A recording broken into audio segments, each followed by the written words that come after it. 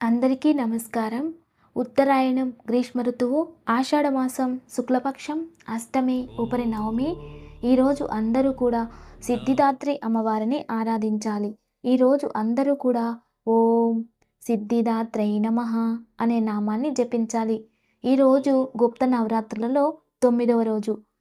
నవమి సాయంత్రం ఉంటుంది కాబట్టి నవరాత్రులు ఈరోజు ముగుస్తాయి.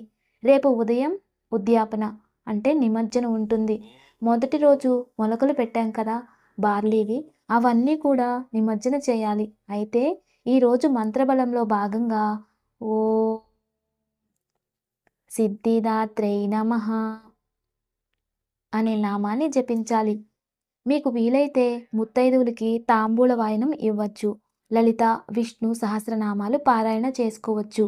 అయితే ఈ నవరాత్రులలో మనం ఏదైనా తెలిసి తెలియక అపరాధం చేసి ఉంటే శివ అపరాధ స్తోత్రం, దుర్గా అపరాధ స్తోత్రం, క్షమాపరాధ స్తోత్రం పారాయణ చేసి ఈరోజు ఆఖరి రోజు పూజని ముగించాలి.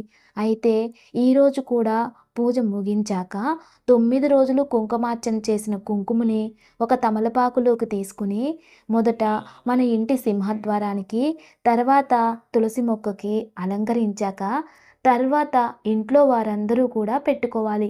అందరూ కూడా తప్పక ఈరోజు కుంకుమని ధరించండి. ఇక మన సాంప్రదాయం గురించి తెలుసుకుంటున్నాం కదా. అయితే దక్షిణ భారతంలో అత్యద్భుతమైన సాంప్రదాయం బోనాలు. ఈ బోనాలని ఆషాఢ మాసం అంతా ఆచరిస్తూ ఉంటారు. కొత్తగా పెళ్ళైన వారు అత్తారింటికి వెళ్ళి తర్వాత ఆషాఢ మాసంలో పుట్టింటికి వచ్చి బోనాలని ఆచరిస్తారని సంప్రదాయం. దీని గురించి మహంకాళి ఆలయంలో విశేషంగా జరపబడుతుంది. పోచమ్మ, మైసమ్మ తల్లి, కట్ట మైసమ్మ తల్లి ఇలా గ్రామదేవతలకి బోనాలు సమర్పిస్తారు. బోనాలు మోయడానికి కారణం ఆరోగ్యం కోసం. బోనాలు చేసే వారందరికీ గ్రామదేవతల అనుగ్రహం కలుగుతుంది.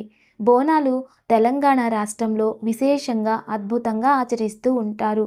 ఇంకా మహారాష్ట్రలో కొన్ని చోట్ల, ఆంధ్రాలో కూడా కొన్ని చోట్ల ఆచరిస్తారు. ఈ బోనాలు అనే పరంపర పూర్వం సంస్కృతం నుండి వచ్చింది.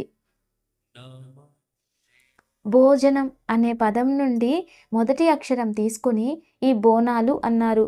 గ్రామదేవతలకి, ప్రకృతి మాతకు భోజనాన్ని అందించే పద్ధతిని బోనాలు అంటారు.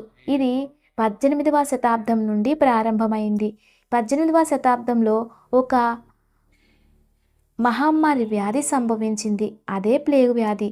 ఈ వ్యాధి నుండి తప్పించుకోవడానికి ఈ దేవతలను విశేషంగా ఆరాధించారు.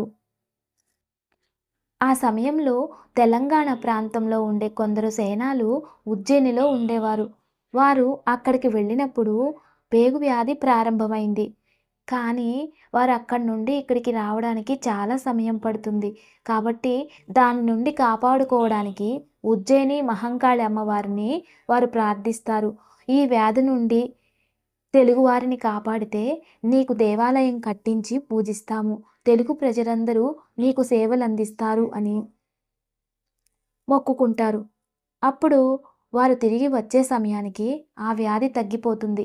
అందువలన ఆ సైనికులు అమ్మవారి ఆలయం నిర్మించి అమ్మవారికి కృతజ్ఞతగా ఇంటింటి నుండి వచ్చి అమ్మవారిని పూజించాలి అనేది విశేషం. ఈ బోనాలు గ్రామదేవతలకు పూజించేటప్పుడు పసుపు నీళ్లు, వేపాకు తెచ్చి పూజించి ఆ నీటిని పూర్వంలో ఊరంతా చల్లేవారు. పూర్వంలో అమ్మోరు అని వచ్చేది, అంటే చికెన్ ఫాక్స్. ఇలా వచ్చినప్పుడు వేపాకు వేసి పడుకోబెట్టేవారు. వేపాకు, పసుపు కలిపి నూరిన ముద్దను ఒళ్ళంతా పట్టించేవారు. అప్పుడు అది దిగిపోయేది. తర్వాత వారు అమ్మవారికి నైవేద్యంగా చద్ది అంటే పెరుగన్నం సమర్పించుకునేవారు. కాబట్టి ఈ బోనాలు ఆచరించడం అనేది చాలా విశేషమైనది. కాబట్టి ఆషాఢ మాసం అంతా ఈ బోనాలు ఆచరిస్తూ ఉంటారు. ఇక దివ్య పూజ. రేపు సోమవారం స్వాతి నక్షత్రం కలిసి వచ్చింది.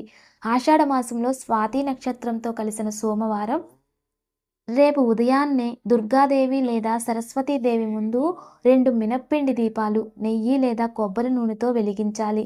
అలాగే 2 మినుములు చేతిలోకి తీసుకుని ఎవరైతే మొండిగా, కోపంగా, మాట వినకుండా ఉంటారో వారి పేర్లు తలుచుకుని మంచి మార్గంలోకి రావాలి అని సంకల్పం చేసుకుని అందులో వేసేయాలి. దీనివలన ఖచ్చితంగా సంకల్పం నెరవేరుతుంది. ఇక ఈరోజు యోగక్షేమం. ఈరోజు సాయంత్రం నవరాత్రులు ఆఖరి రోజు. అయితే ఈరోజు సాయంత్రం ఇంటికి కొబ్బరికాయతో దిష్టి తీసి బయట కొట్టేసి కొబ్బరి చిప్పలని దేవుడి దగ్గర పెట్టి వాటిలో మట్టి ప్రమిదలు ఉంచి లేక డైరెక్ట్గా అయినా సరే 2 ఒత్తులు వేసి దీపం వెలిగించాలి. తరువాత ఎర్రని అక్షింతలు చేతిలో పట్టుకుని మీ సంకల్పం చెప్పుకుని దేవునికి సమర్పించాలి. కొబ్బరి చిప్పలలో దీపం కొండెక్కిన తర్వాత వాటిని నీటిలో కలిపివేయాలి.